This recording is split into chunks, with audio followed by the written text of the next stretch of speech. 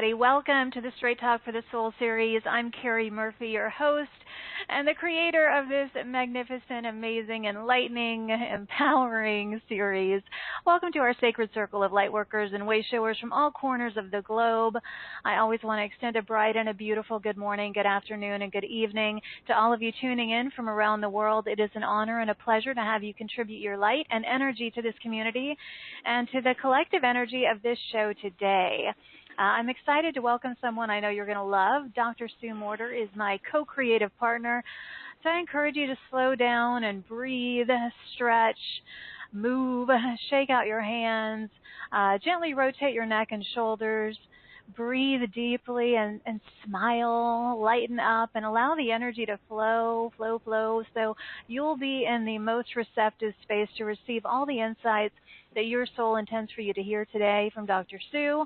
And if you're listening to a show like this, rest assured you're on this beautiful planet of ours at this time for a specific reason and purpose. We are the awakeners, so I highly encourage you to share news of this show to anyone you feel is ready for the progressive, soulful insights and reminders and love that is presented here each and every day. Allow me to ask you some questions to get your heart, mind, body, and spirit aligned and ready for today's show. Are you ready to slow down, relax, feel the serenity that is your birthright, and trust in yourself and the divine unfoldings in your life?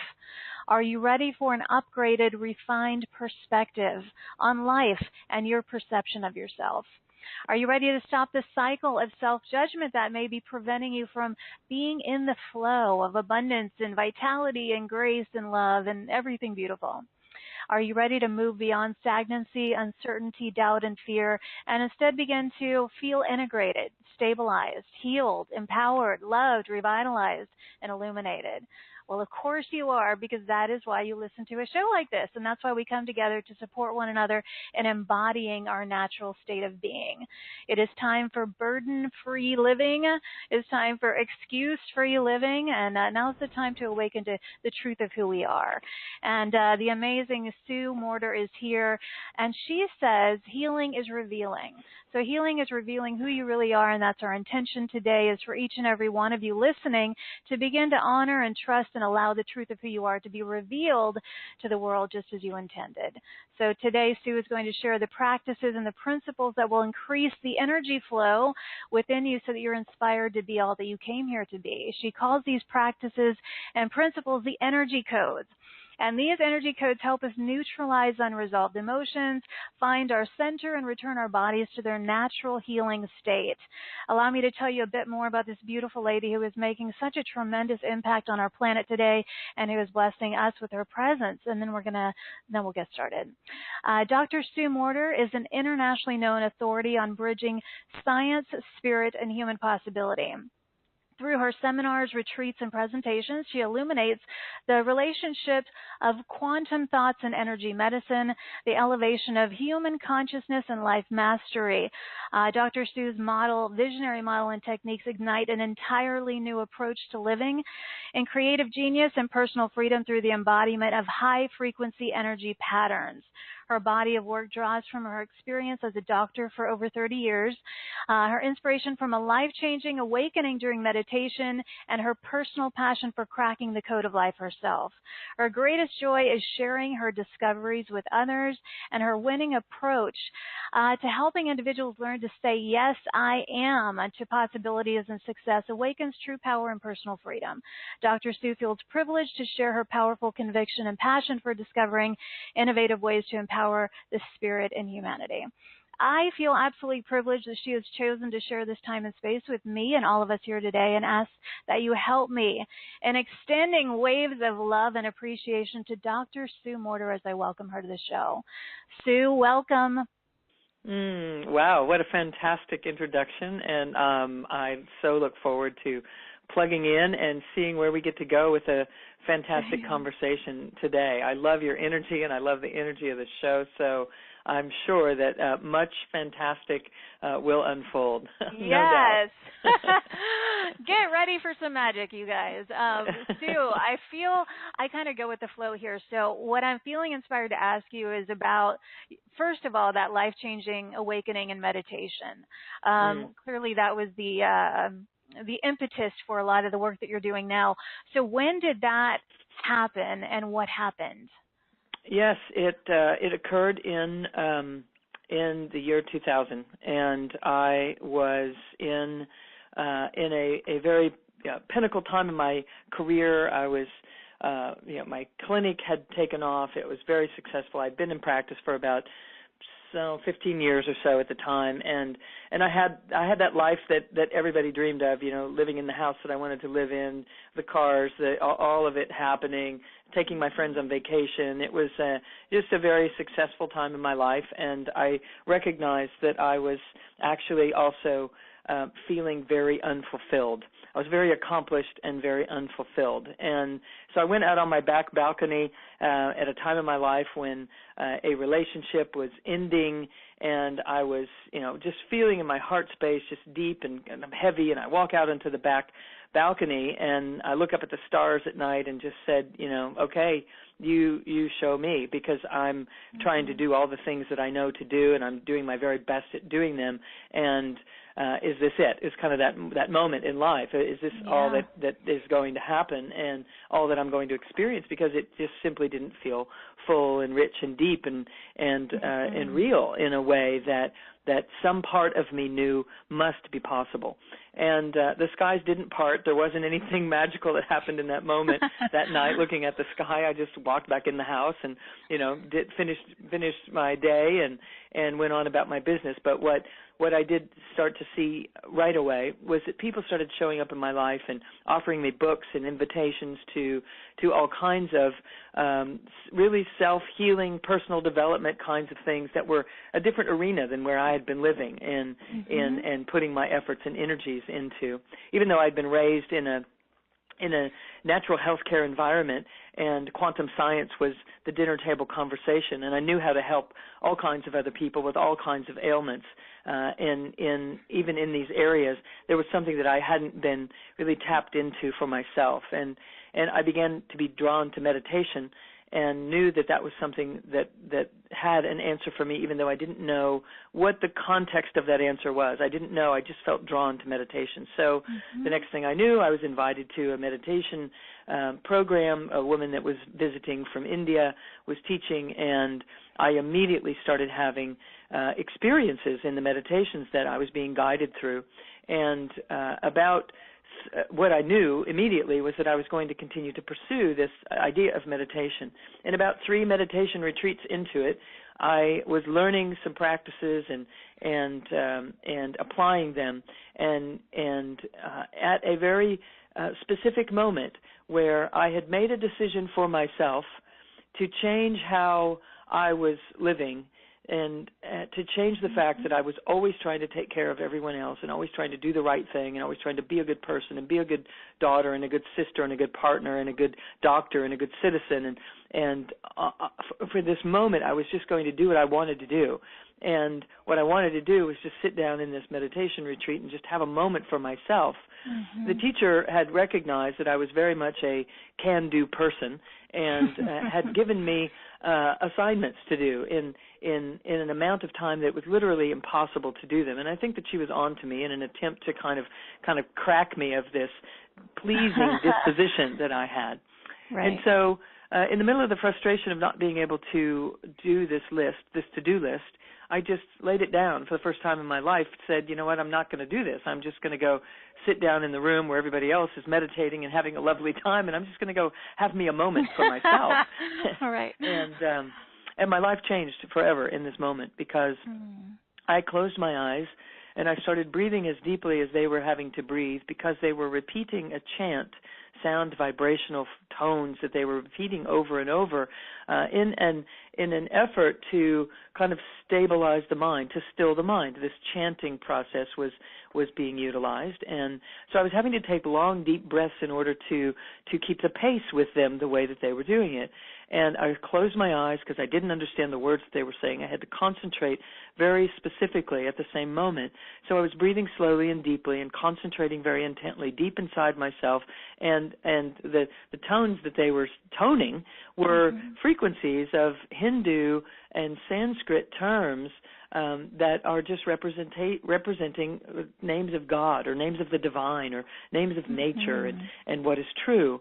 And as I coupled those things together with a deep internal desire to have my internal world feel differently than it had ever felt before, what came forward was a transcendental, multidimensional experience of myself, no longer in a body, but no longer confined to the body, but completely myself. I was me, but I was not in a physical body. I was a ray of light, and it sounds bizarre to say that, but it is what was. Not here. Not in this. Excellent. Fantastic news to hear. And I was a ray of light. I was suspended above the earth so high that the earth looked about the size of a marble. And I was embedded into it as this ray of light, like planted into the earth up to what would have been my knees. I could feel it up to what would have been my knees, but I could see 360 degrees around me in a light so brilliantly bright. It was 10 times brighter than the brightest day in the desert that I had ever experienced.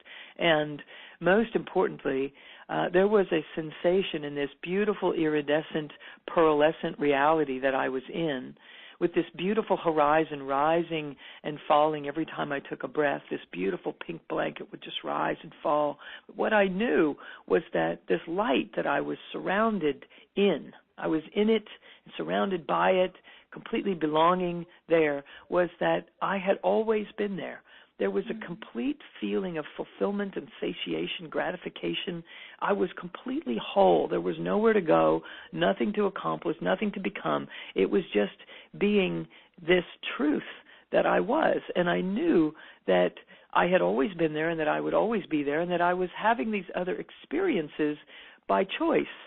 And in that, I knew that this light that was traversing down from this space I was in through this ray of light that I was, we were transducing this light into love. And I knew that every breath I was taking, I was bringing this love to the planet.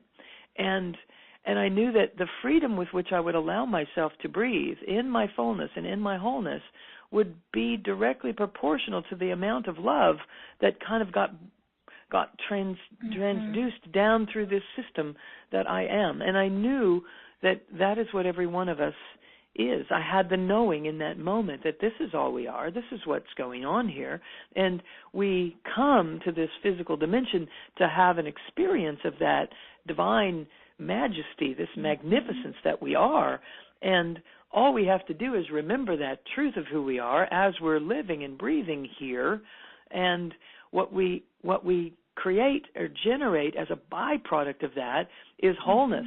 And what happens as a byproduct of wholeness being embodied is what we call healing. But that for us to focus on trying to heal is shortchanging what our experience can be on this planet, and it is really shortchanging what we're made of and what we're capable of.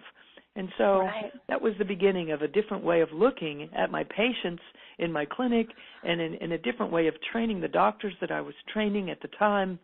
And it could just completely begin to shift the perspective, the come from, and the reference point of our point and purpose here on the planet.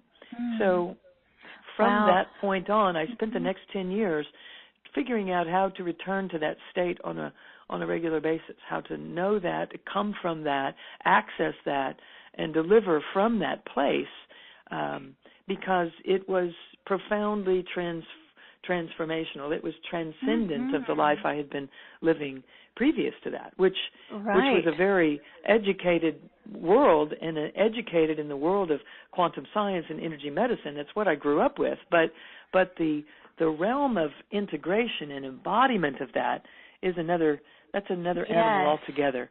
And so that's where I've been living since. Wow. Okay. So I love that you really remind us that we're here to positively enjoy life. And as you so brilliantly share that, I heard you say, life is hard until it's not.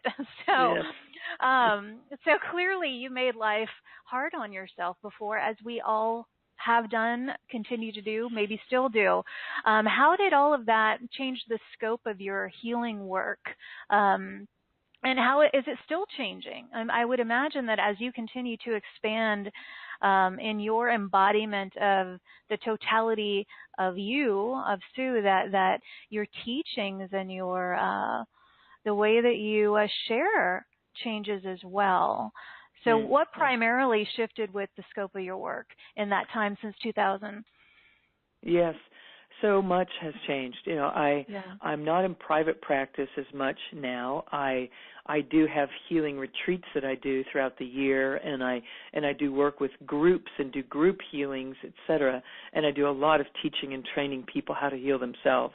Is mostly what I'm doing, rather than me trying to do the correcting for someone, individually. And consequently, we've been able to evolve and develop quite a lot in those settings, and share those through what I'm referencing as this codified series of practices that when people do them collectively, I now reference them as the energy codes, because we're learning how to manage and move the energetics of our system consciously and intentionally ourselves. As people think that they are someone different than they are. They think there's something different than they are. And that's the great awakening that's happening in humanity right now, is that we're viewing so many crazy things that we're recognizing, God, this can't be real. So what is real? So it directs us internally to find something more deeply rich and real and authentic. And what we will ultimately land on is what I've been working with since, is that it is energy that we need to pay attention to, and it is energy not that we just need to learn how to work with, but we need to learn that we are that energy itself. So to answer your question, I would say that some of the greatest transitions that I've made in my healing practices have been to teach people how to identify as the energetic being that they are, versus them continuing to go around thinking that they are just this human being in this physical body living in this physical world, limited by the physical laws of the physical universe. Now, all of that is true. We do have to function highly in this physical world, in this physical universe, etc., and follow the rules of the physical dynamics. But if we identify as even more than that, then we can more easily begin to master the physical dimension of our reality. When we are operating as the spiritual being or the energetic being, when we identify as that, we begin to own more of our power. We begin to awaken to more of who we really are and all that we really are. And what that is so much more than just the stimulus response person inside of this physical body trying to jump through enough hoops to get healthy or to stay healthy, to get successful or to stay successful, to fall in love or to stay in love, etc. There's so much more to us than just that physical dimension represents. And we were raised in an environment that has us thinking that that's who we are. So the good news is, when I said, life is hard until it's not, the good news is we're supposed to awaken to an easier way of living. It's our destiny. It's why we came. We came here to awaken to more of that. And as we do, life becomes much more graceful and easy flowing as we start to trust and feel our way into this other version of us, this greater version of us that is not confined to the laws of cause and effect and stimulus response and so on. So, just because X happened doesn't mean Y and Z have to happen. And that's the way we were trained. We were trained because I had this childhood, or because I don't have a job that makes this amount of money. These are my limitations, right. And so we learn to operate inside of those limitations, and we consider ourselves becoming more successful if we get good at it. And we are, but that's not the amount of success that we're supposed to accomplish, that we're supposed to experience in our lives. It's much bigger than that. Well, and it sounds like you're saying, primarily shifting from the outside-in approach to the inside-out approach to fulfillment.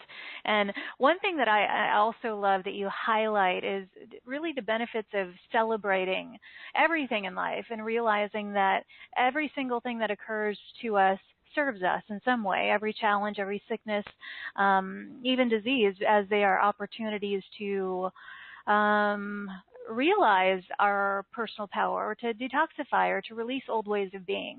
But I think I see that as a primary component of your teachings, is reminding people that there is something to celebrate in even the greatest challenges. How has that changed your experience in embodying that teaching? Well, it's an excellent question. Thank you.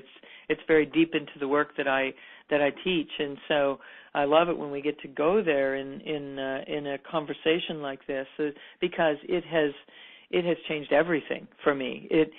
When we can begin to see that it isn't only that we're supposed to find the silver lining around the cloud, is that when we really get this quantum flip, to flip things over into this quantum reality.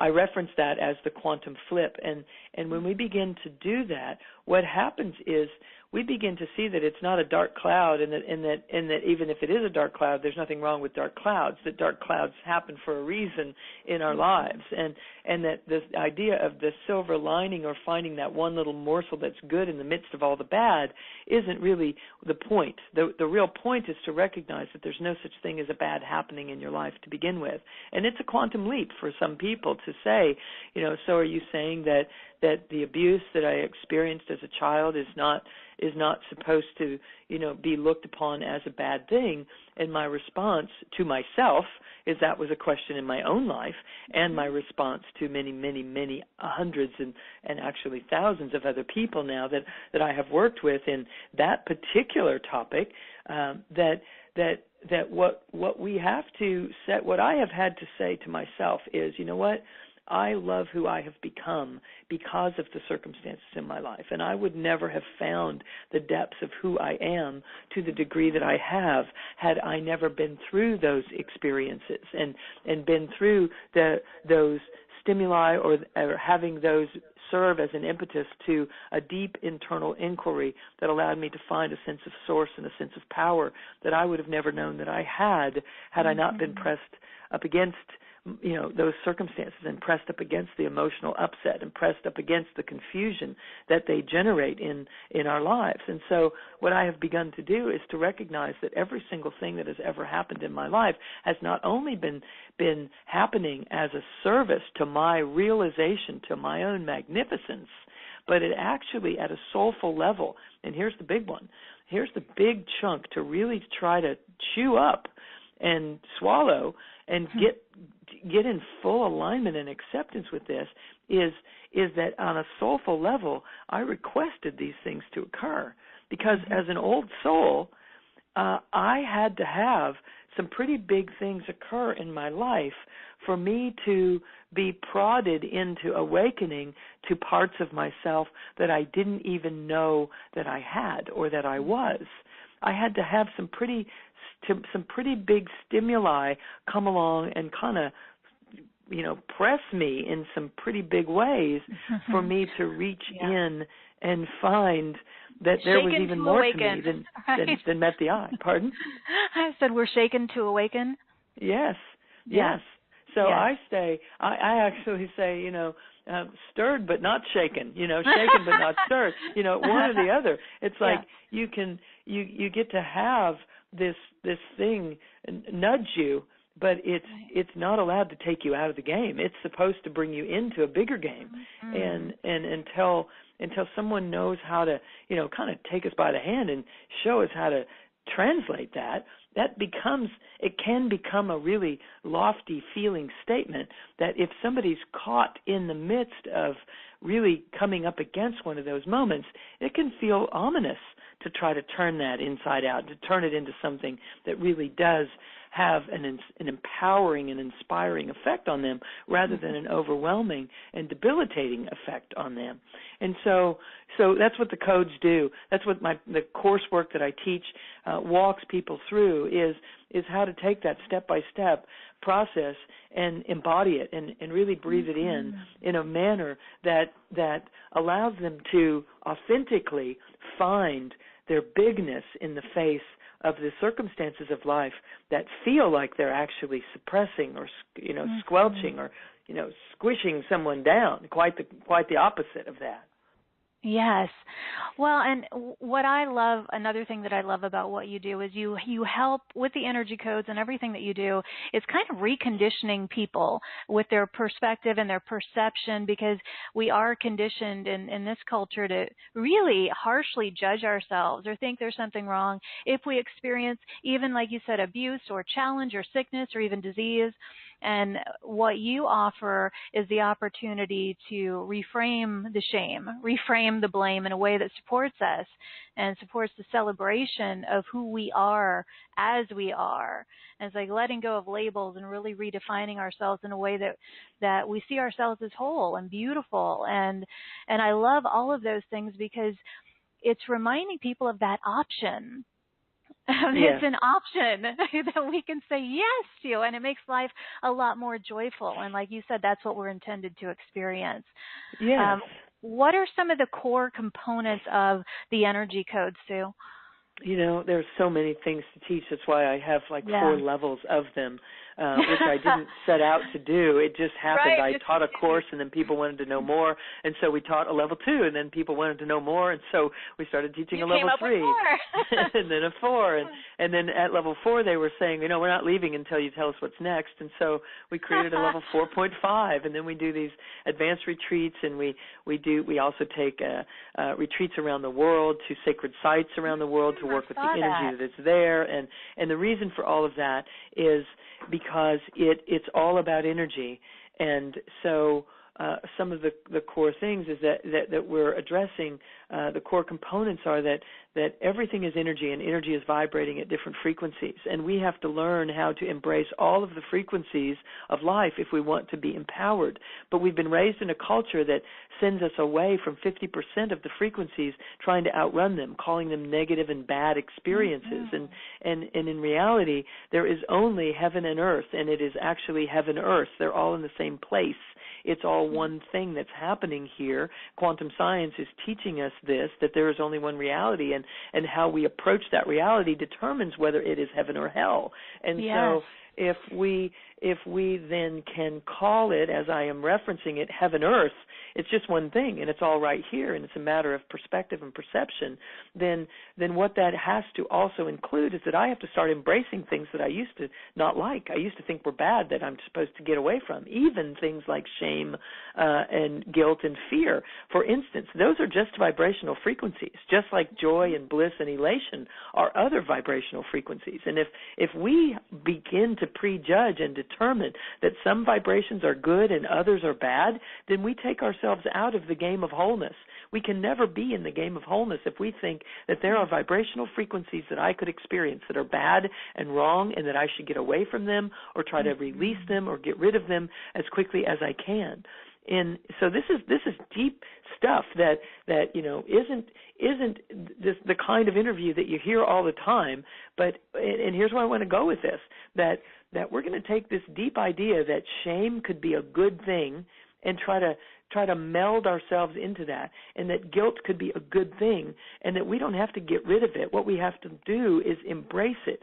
And the way to embrace it is to recognize that it's just a vibrational frequency, and interestingly enough, we tend to be attracted to vibrational frequencies that are uplifting and elevating and effervescent, and those are great.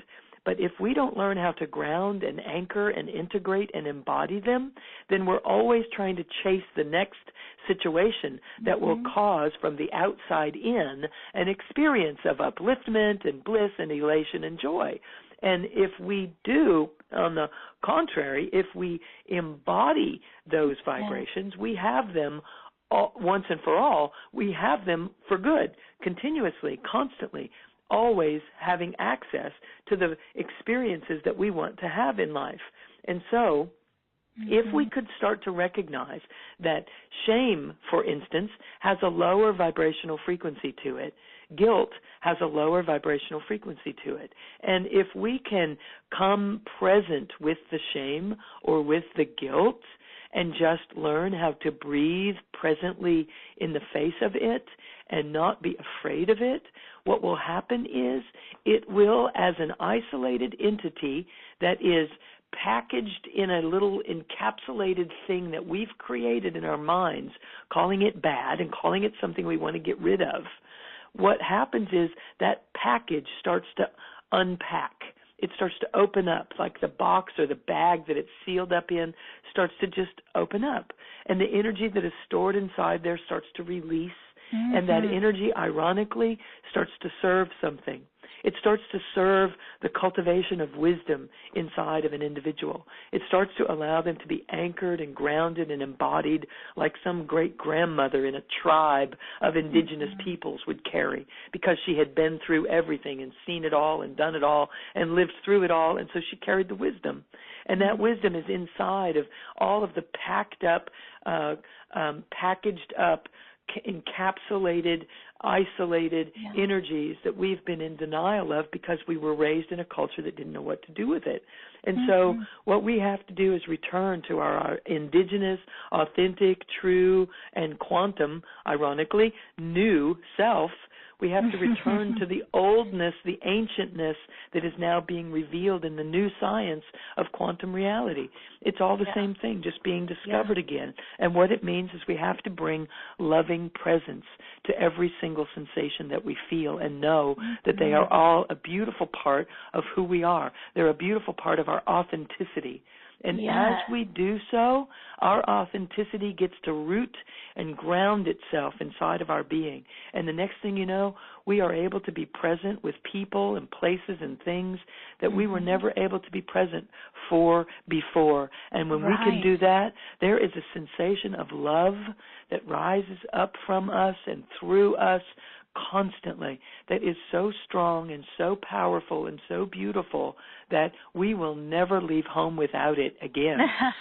Right? It changes everything when we start embracing the very things that we've been trying to get rid of or trying to get out ahead of, and we just sit down inside of ourselves. And so the codes teach people how to do that, Cari. That's what I'm interested in people learning how to do, because until we know how to do that, all we can think that seems logical to do is to remove ourselves from the upsetting circumstances of our lives, or to, leave the job or leave the person, or just stop, or just have more unapproachables or undiscussables or unspeakables in our lives, and avoidance, and eventually, or fleeing something, and that doesn't ever work. It just what's doesn't work. Fascinating about all of this, true organic self-healing, organic inner illumination, it really can occur when that self-compassion is ignited and we release the judgments, all that judgments, because then that's what blocks the flow of this vital life force energy. And so we want to keep the flow flowing, because that's organic self-healing, and that's what supports us. And I love what you're saying about, then we can be with anyone in any circumstance. We're not running away from anything. We're not reacting to anything. We're grounded and centered and rooted because we're in the flow, and we're not stopping that flow of the truth of us is a flow. And that is, I take people to ancient Egypt, and we study the hieroglyphs, and we float up the Nile, and we see this whole temple after temple after temple that has been for thousands of years sitting there in a tribute to consciousness and the dawning of consciousness that happened in ancient Egypt, and the cultivation of that consciousness that happened in ancient India. So we go to India and we study those things as well, and all of it is revealing to us that one of the things that causes so much pain in the human condition is that we think of ourselves as a thing, and we really are a flow. We are an action that is streaming consciously, constantly. So when I was that ray of light, light was streaming through. I was a ray of light that was streaming energy. It was flowing, and I wasn't trying to stop it at all. In fact, the more I breathed, the more it flowed, and the more it flowed, the more of my true essence I could experience. So when we stop trying to hold on to things and to control things and to control our circumstances or even to control our thoughts, and we allow ourselves to train our minds to just steward this magnificent flow of intelligence, of cosmic intelligence, of universal intelligence that we are, and ancient wisdom that we are flowing, if we allow ourselves to train our systems to just steward that flow, we aren't trying to stop or control anything anymore, because we know that the next moment is going to bring something even better than this moment if we just stay plugged in to that reality. But when we get freaked out, we jump off the stream and we start trying to stop the river, stop things, stop people, stop, circumstances from changing. Right. And we're halting the flow. Right. We're made of change. And so when we stop, when we are afraid of change, it means we're afraid of our true nature. And that's, that's where the problem begins.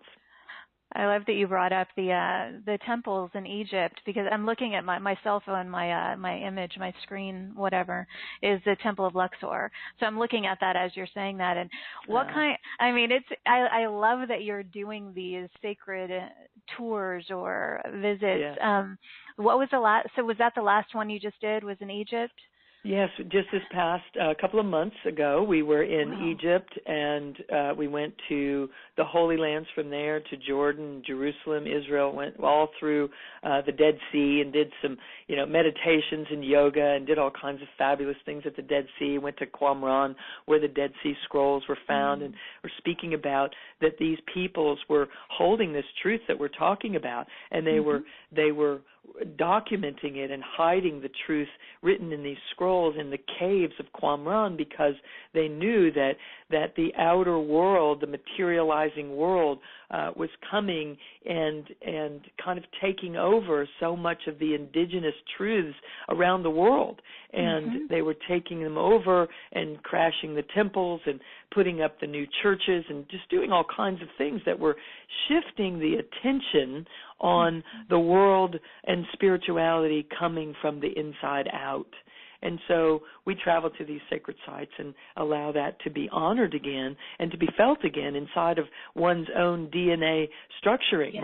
One's own cellular structure holds the truth, because it's what we're made of and it's what we're made for, and it really can't be contained forever. And so that's what's happening in humanity right now, is that we're just waking up to how incredibly important it is to learn how to trust the authentic self, that gut feeling that is rising, that deep intuition that is rising, that what you were mentioning at the Temple of Luxor, what was happening there at this thousands of years ago, 7 and 8 and 10,000 years ago, at the earliest, or at the latest, I should say, and back even earlier than that. But these temples were being built in order to honor the support of us harnessing the power of the mind and tethering it to the power of the heart, and allowing those two incredible powers that we are made of to come together and to learn to work together, so that we weren't blowing things up with our incredible mental body power in those ancient times. And that's the power of the mind, focus, which quantum science is now rediscovering and putting in terms that are digestible for us today, simply by saying that when we think a thought, the physical world aligns in accordance with our thought. That's what quantum science is teaching us, that the tiniest particle found in the physical world, a photon, the photon moves when we think a thought. Depending on the kind of thought we're thinking, photons arrange in certain patterns in accordance with those thoughts. And we can walk away from that thought and come back, and the photons are still in the vacuum experimentation that happens within quantum science. The photons are still in the pattern that we left them the last time we thought a thought in that direction. So So what that means is that we're creating a reality here. We're the thoughts that we collectively agree upon and think, that's the reality that we're holding in place. And so what's happening, I feel, in the development of human consciousness is a birthing for us to awaken to this amazing power that we are as creators. And when enough of us get on board at the same time, thinking thoughts of possibility and learning to embody them at the same time, meaning we're anchoring it in our own physical systems so that our systems can not only heal, but they can become these transducers of this energy, these holders, the placeholders of sacred space. Then when enough of us are doing this, the vibrational frequency of our environment changes, and people can walk past us and be healed simply because our energy fields have greater coherence and less distortion, and they're flowing a greater truth. And, that's been documented for thousands and thousands of years that that's possible, and our culture is just waking up to that as a real possibility on a personal level from one individual to the next, and I'm just thrilled. I'm so inspired by it. I know that is why I am on the planet at this time, is to help bridge those worlds, because I've known about it since I was a kid, but because my inner knowing didn't match the outer world, I receded, I retreated, I became very shy and very withdrawn, and I know I've met thousands of people in the last 10 years since I started talking about this that have led a similar life, and we know that it's time for that to change, that this is our time to come out, to reveal. Give the soul a voice. That's why we're here. I'm curious, Sue, for you personally, going through these experiences at the sacred sites, how is that changing you? Like even this last trip, I mean, you come back and the experience, how does it change you? It changes me so rapidly. It's all I can do. As you can tell, I get going. I'm just like firing this information out. It opens my system.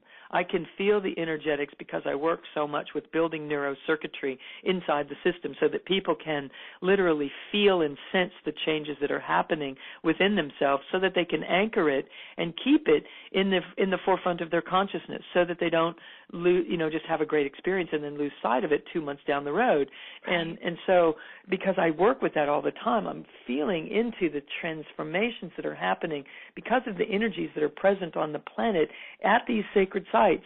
The energies that are present at the planet at these sacred sites are why the sacred sites became sacred sites. It's because the energy that's being emitted and coming together in these certain areas of the world. Now, if there is a certain position you can put the globe in, that if you were to shine a flashlight on it, the circle that the flashlight would make, it really depicts the majority of our sacred sites of ancient Egypt and India and Machu Picchu and Easter Island, et cetera. We're taking a trip to Easter Island because of this. And, oh, wow. And, and the Galapagos, all of this. I was looking at that yesterday. Wow. Yeah, cool. It's really a fantastic thing. So what I feel when I return from these, and when I'm there and when I return, is I feel so much more electromagnetic energy streaming through my physical body.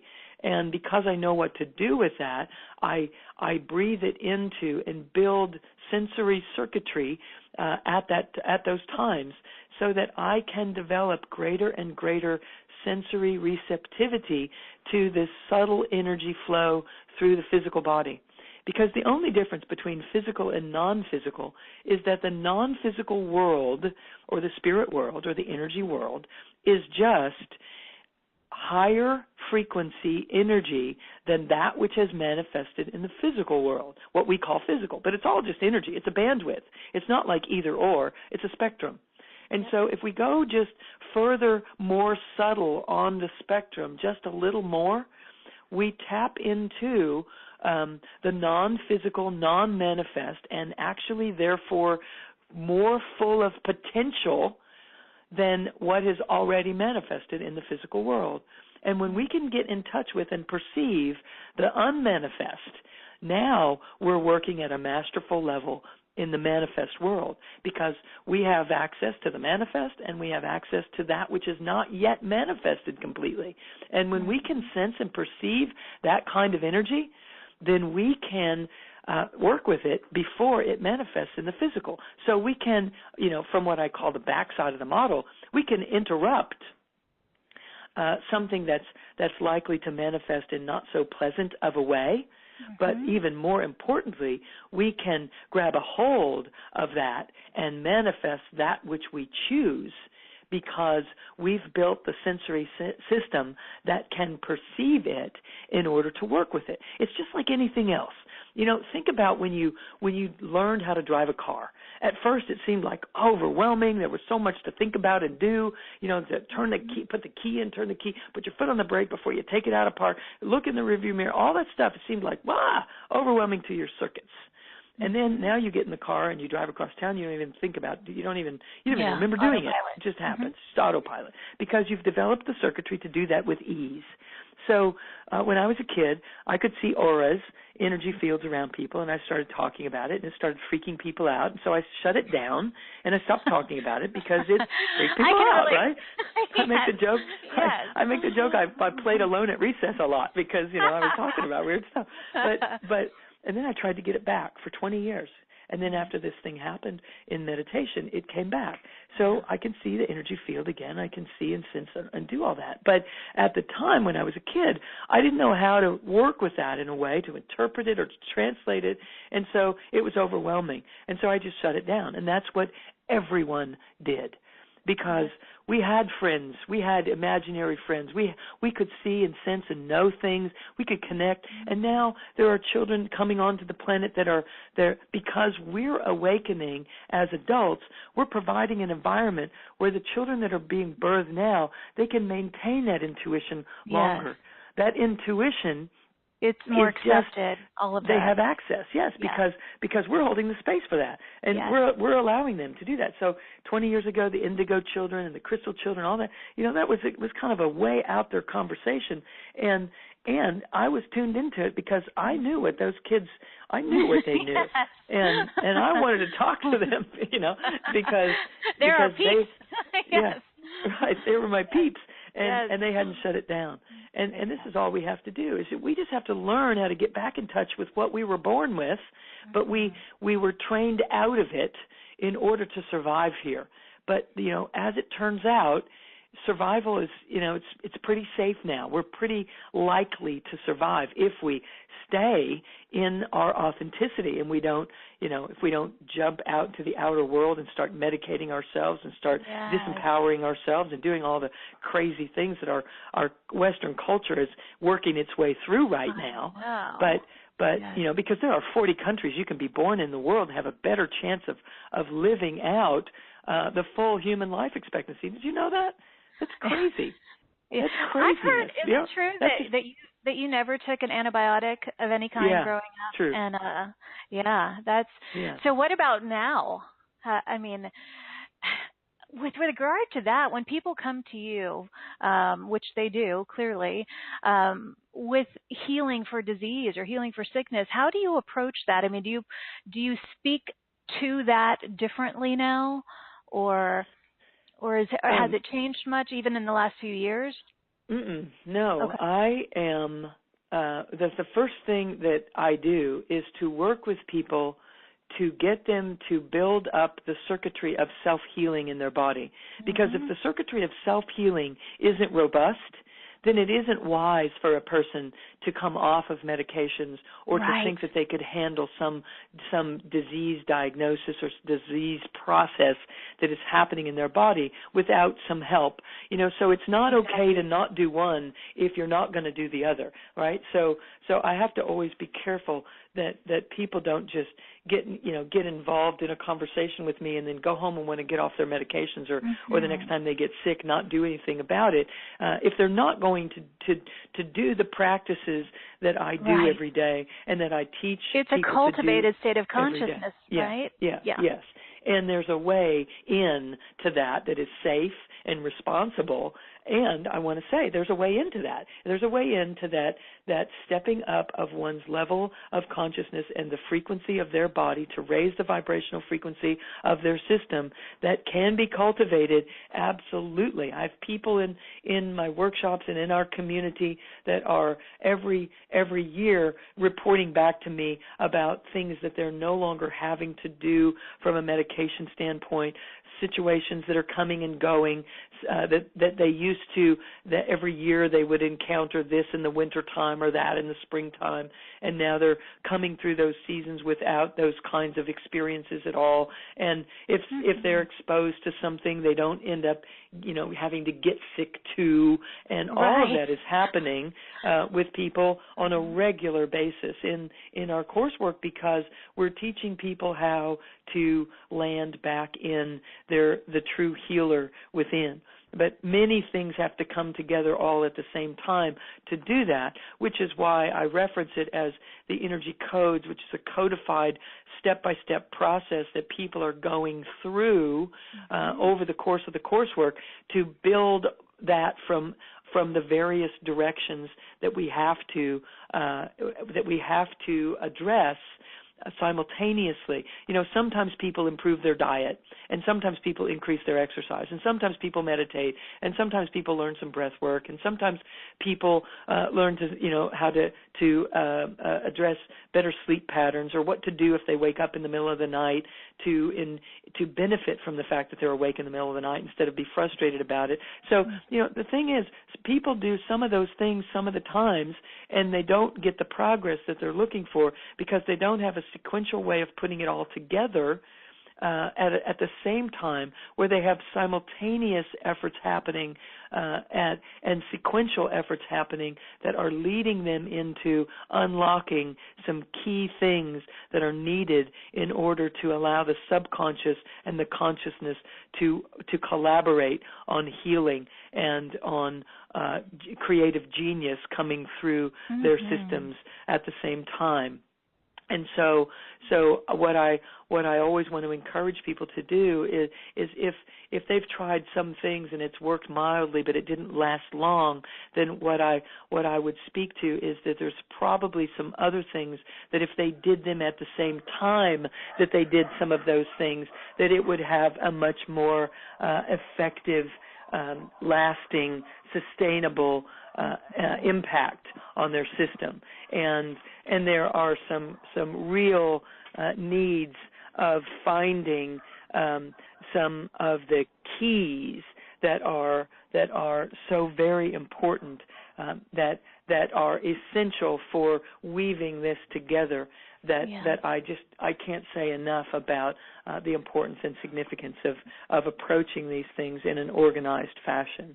I just don't want people to lose hope. If they've tried some things, they got some results, and then if the results weren't sustainable, there's a reason, and it's not an unsolvable mystery. There's a way to approach that, to figure out what else you can do or how you can do the timing of things a little differently, and to tweak it to make the efforts that you've been putting into a holistic approach to living in your full potential to actually work for you. It can work for you, and we live in a society that just is not really supportive of that, with all the media and all the externalization of our power in so many different ways, that it's easy to feel frustrated. And I just really want to encourage people. Yeah. That's why we have shows like this. This is our new media. This is the empowering media. Yes, thank you for what you're doing, because it's an amazing thing, and I can just tell by the vibration and the frequency of the questions that you ask and the ways that you're integrating our conversation that you're onto it, and we need this in the world. Absolutely. Yes.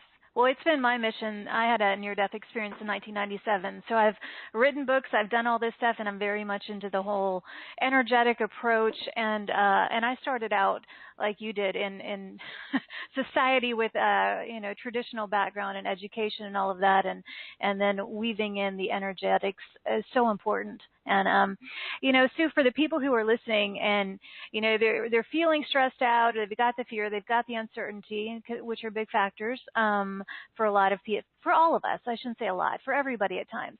I want to be able to offer them, some kind of technique that they can start practicing to alleviate some of this and really get the energy flowing again. What is your favorite? What are you feeling inspired to share that might really support people beginning now?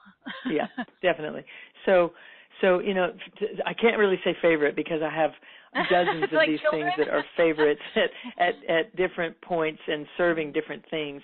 But I will say there are some definite go-tos that are going to serve to start with for someone who's stressed out or is feeling frustrated or is trying to function in this high-paced world that we're living in, and they're feeling the overwhelm. I like to say it's okay to be whelmed, but it's not okay to be overwhelmed. So we have to live right there in that place of whelm, of adventure and possibility and openness, but not to allow our circuits to be blown. So I'm always about building more neurocircuitry, more sensory bandwidth. We have to increase our sensory bandwidth. And so as we do that, there are some things to do right now in the now moment. We can do it together right now, and then I want to encourage you guys to do this anytime that you don't have to be doing something else. I'd love for your attention to come on to doing this, because if you'll do this in the in-between stressed out moments, you won't have the stressed out moments. People always ask me, what should I do when I'm stressed and I'm feeling it? And I say it's really what you do in the in-between moments, what to do in you will need to do in the moments, okay? Yeah. So in the in-between moments, do this, all right? We're going to breathe from beyond the body into the body, and then we're going to exhale out again to beyond the body, because we don't want this to be black and white anymore. We want to be a spectrum of energy. Mm-hmm. We don't want to be inside the body and outside the body. We don't want those distinctions to be so black and white, because they're not. I can see the energy field, and I can see that you're much bigger than you think you are. Your energy field goes 10 feet in either direction, 20, 40 feet above and below you. You're in a tremendous toric field of energy flow. And in that flow of energy, what happens is you move into the body, and then you move out of the body, and then you move back into the body. So here's how you move. You move from above the head. You drop down through the body into the earth. And then you rise up from the earth up through the physical body and out the top of the head. And then this energy, which I'm calling you right now, this energy comes out the top of the head, and it comes out to the left and to the right, in front of you and behind you, and it cycles outside the physical body, and it returns back in at the root of the spine and rises up the spine again and comes out the top of the head and recycles and recycles and recycles. Now, that's called a toric field flow. It's measurable. It's completely referenced regularly in all kinds of energetic experiments in both the quantum field and also in the linear field of electromagnetics and body energy studies, etc., which my father used to do research on starting back in the 70s. And so it's way old and it's way brand new, okay? And it's you. Super cool. So here's the deal. That energy is you. It's really you. You are the energy. So we have to stop thinking of ourselves as a person who has energy flowing through the body and recognize, oh, I am the energy that's flowing through this body. Because when we leave this earthly experience, we go on as an energy being, and the body is here in the physical dimension, and we are the one that leaves, okay? So if we're going to leave someday, then we should identify as that spirit being that is here now, okay? So as long as we keep identifying as this physical body that has this energy that flows through it, we limit our experience, okay? So here's what we're going to do. So first have to start with where we've been living, okay? So we've been identifying ourselves that way. So let's just do this. Take your attention 2 feet above your head and take a breath as if you're breathing from above your head right down through the soft spot in the top of your head when you were a baby, that fontanelle, right down through the crown of your head, right all the way down into your belly. Just a line of breath down through the body into the belly, and inhale. Inhale in the belly, not the chest. Don't inhale with the chest first. Lead with your belly always. You'll stimulate the part of the nervous system that calms you down and heals you if you do. If you breathe in the chest first, you stimulate the part of the nervous system that elicits fight or flight, not what you want to do. So breathe in the belly, and then exhale, pull the belly back into the spine, and as you exhale, imagine that you're shooting a line of energy or breath down through the belly, through the tip of the spine, into the earth. And then take a breath up from the earth through the belly, into the belly, and then as you exhale up through the throat, through the center of the brain, up through the top of the head, and back out to a space up 2 feet above your head. Take another breath from above your head down into the belly, and then exhale down into the earth, down through the tip of the spine, down 2 feet beneath where you sit or where you stand, and then inhale from in the earth, up through the belly and into the chest then, and then exhale out up overhead. Now that's called a central channel breath, and it allows you to begin to soften the delineation between you and the rest of the world. It begins to allow a merging with the rest of what is, instead of an isolated entity that's going to pop, explode, or implode, or collapse. You know, this kind of pressure gradient is no longer going to be accentuated when you start breathing this way. Now I'm going to add a couple things onto this that is really going to help with the stress factor. At the base of the pelvic bowl, so it's kind of like a Kegel exercise if you're familiar with that. And if you're not familiar with that, it's kind of like if you were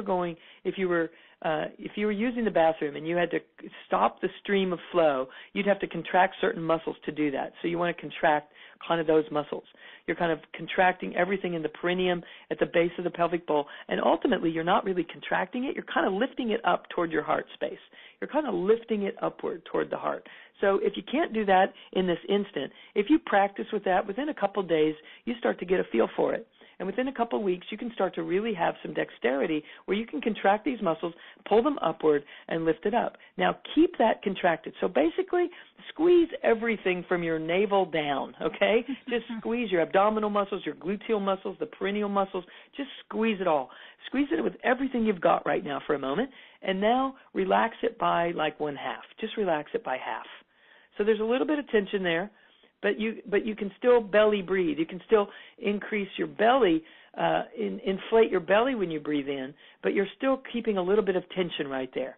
You're keeping the tension there because if you keep tension there, you'll know where to find yourself in this body.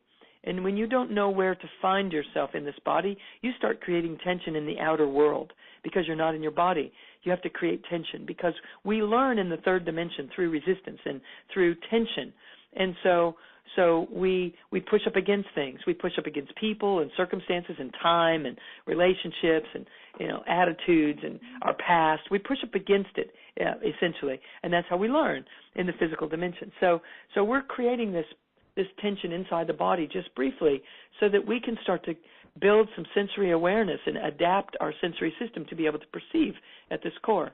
This is all in a book that I'm writing. It will be released by Simon & Schuster next year in 2018. I'm very excited about that. So here's what we're doing. We're contracting this pelvic bowl, and now inside your contract your abdominal muscles just a little bit, and constrict your throat just a little bit, and squeeze your heart center in the center of your chest, not your heart muscle, but just your loving, compassionate, energetic heart in the center of the chest. Just kind of squeeze it all down. All right, now start to breathe up and down that central channel while you're constricting these muscles just a little bit. You're just putting enough tension in there that you can feel it. It's about the same amount of pressure that you would if you pressed your finger against your eyeball. you don't want a whole lot of pressure there, but about as much as you're comfortable with pressing against your eyeball. That's about how much tension you want to create inside this central channel of the body that we're talking about right now.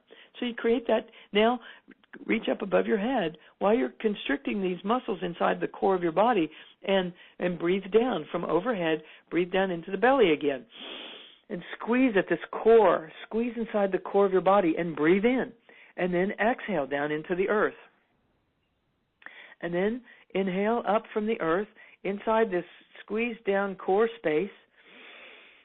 Even though you're squeezing it down, you're going to insist on taking a big belly breath inside of it, and then exhale up and out through the top. Okay? So in that, what happens is you're starting to anchor yourself in the body, in the central channel, and you're breathing beyond the body, into the body, into beyond the body, and back into the body, into beyond the body. Mm-hmm. And what that starts to do is create a photon arrangement that allows your system to start to feel and perceive some density at the core of your being. And when you're at home there, when you land there, you feel a sense of self, a sense of well-being, a sense of belongingness. And that's what we've been going to the outer world seeking. And we have to find it in here. And we've been told you have to find it within, but if we can't feel it within, we can't find it within. So we have to learn how to feel it. So by squeezing these muscles, we start to build the sensory circuitry to be able to perceive it within, to perceive the essential, true, authentic self. And that's the healer. And when that one starts to have a life, that soulful self starts to live and breathe differently than we were living and breathing before. Yes, and stress-free living becomes more normal and familiar to us. Yes. That's the goal.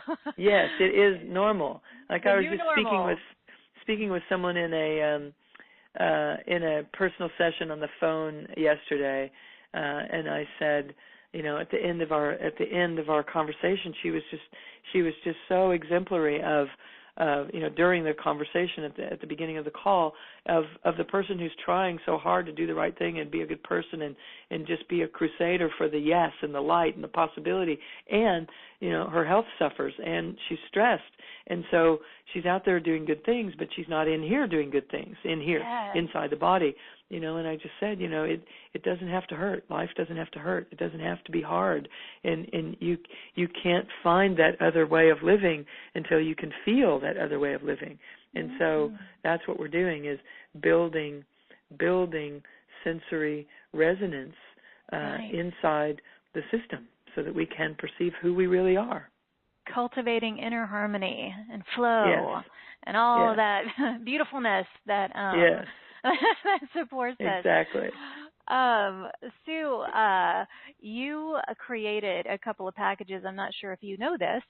You do something, and they're awesome. And, yes. I want to let people know. Clearly people can go on sacred site tours with you, attend your workshops. And in fact, one of your offers includes, I think, tickets to an upcoming workshop. But anyway, do you know what's in this, or would you like me to kind of? Okay. Yeah, okay. I do. It is something I put together, for this very idea that sacred site sounds great. I can't do that this year. What do I do in the meantime? Right. Can't get to help one of me your. Now, Sue. Yeah. Help me now. And help me from home, and that's what I love. Is that people can learn from home with technology today, and there's just so much available to us. I'm teaching a course online right now, even that just allows people to learn from home, and so this package is kind of the essentials of that. And how to do that from home. One of them is a DVD that will teach you how to remove the subconscious interferences that have caused short-circuitings in your nervous system that are keeping that flow from happening. We're never blocked for the reasons that we think we are. And first things first, we want to remove some of the blockages so that when we start building this front side of the model creatorship way of living, that we can sense and feel it more readily and more easily. And we can do that more easily when the system is not bogged down. And so this is how to remove the bog, and it is teaching you some muscle testing techniques that allow you to access the real subconscious reasons behind your blockages. They can be boiled down to 6 basic categories based upon the 4 basic emotions, and then the 2 things that people do to pull themselves out of the game. Number 1 is judgment, and then they're not in the celebration of life. And so those ideas, fear, anger, love, and sadness, and judgment, and that enjoyment of celebration are the 6 reasons that we get blocked in the first place, and everything else is a byproduct of that. So this DVD teaches you how to muscle test for identifying what the basic foundational issue is behind the scenes that might be keeping me from freely moving into that front side of the model creator that I am. And also in this package is something that's called the Passionate Purpose, and it is an audio recording that teaches you the anatomy of your passion through the chakra system, and just kind of introduces you to the energy codes and kind of takes you from square one. But it goes rich and deep. For those of you that are already familiar with some of those concepts, you'll be fed by it anyway, because I am definitely coming from a quantum perspective on this. And again, I'm not interested in people just learning about the chakras and learning about the energy flow through the body. I'm really interested in you being able to identify as that energy flow through the body, so that you are truly really capitalizing on your efforts and your practices in a multidimensional, transcendental kind of way. In addition to that, there's another DVD called Yes, I Am, which just I draw a big drawing on there that shows you the relative energy layers of your whole subtle system and how to work with those things. There are home study practices in all of these things. There is also an AM and PM meditation, which is something that is channeled. It was the first recording that I made after I had this transcendental illuminating experience that I referenced for you. I get so much feedback from that. There's a transmission of healing that happens in the midst of the meditation. There's a morning and an evening meditation that walk you through embodiment of these high frequency energies that I knew needed to be recorded. So I did it in one take without a script, and just boom, it's amazing, and Magic. Was definitely guided. Yes. There is also a series of digital recordings called Fear into Fire, and it teaches you how to take these energies of fear and turn them into the passion of empowerment.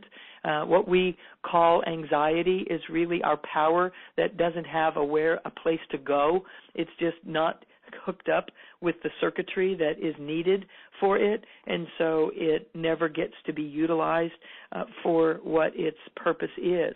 So Fear into Fire teaches someone how to turn that anxiety into something deeply passionate and fiercely empowering in our lives, in our bodies, for healing or for confidence and self-esteem and all those kinds of things that are a natural byproduct of us landing inside our core and knowing the truth of who we are, being able to express it outwardly, freely, and consistently.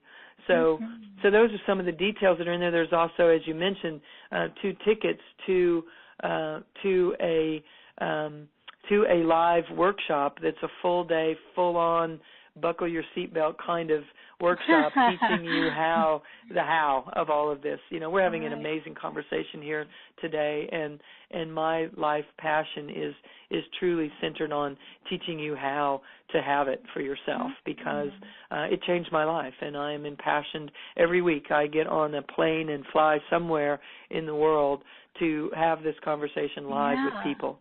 And how rewarding is that? Yeah, it's do you a love blessing. it? Yeah, it is just it is not what I thought I was going to be doing with my life, and it is amazing. It is an amazing I just noticed thing on here that both your father and your brother are also doctors. What kind of doctors are they?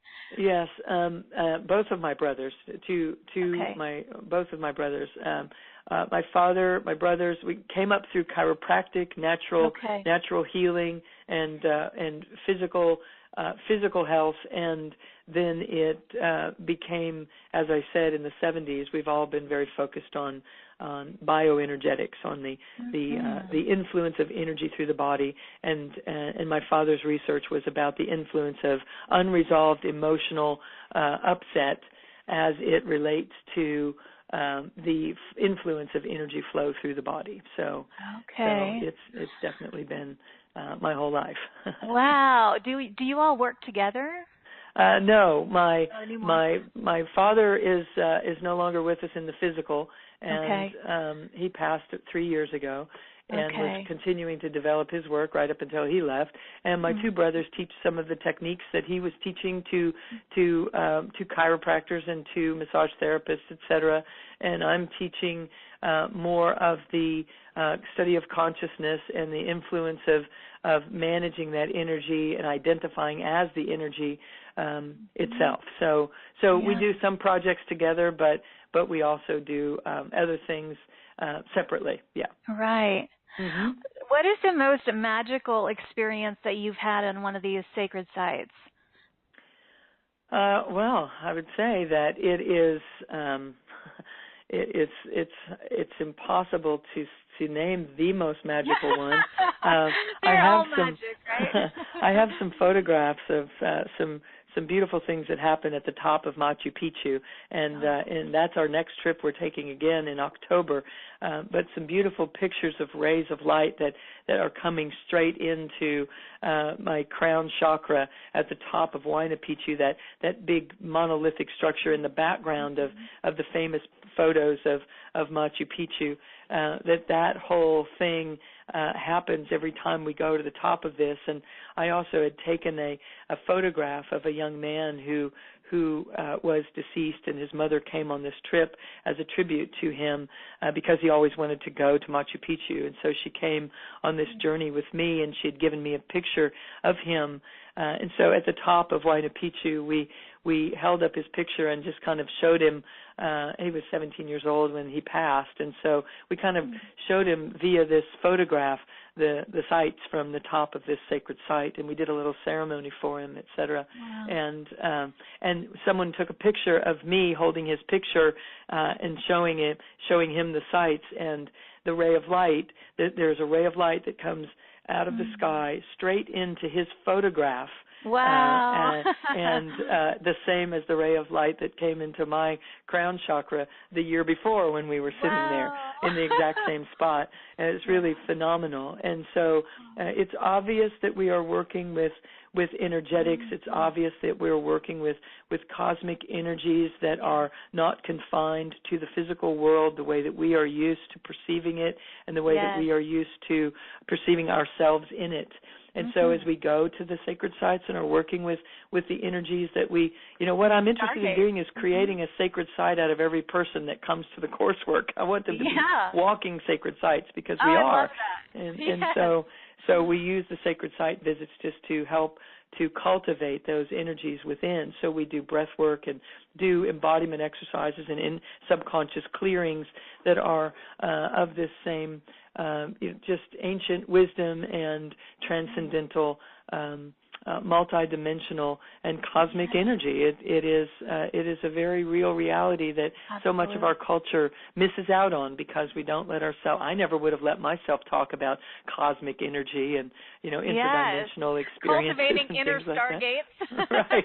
It's like, are you kidding me? Those were the people that I used to avoid, right? And now I've become, the leader of the pack. Those are the only people I speak to now. I'm all in. Yeah, yes. Totally.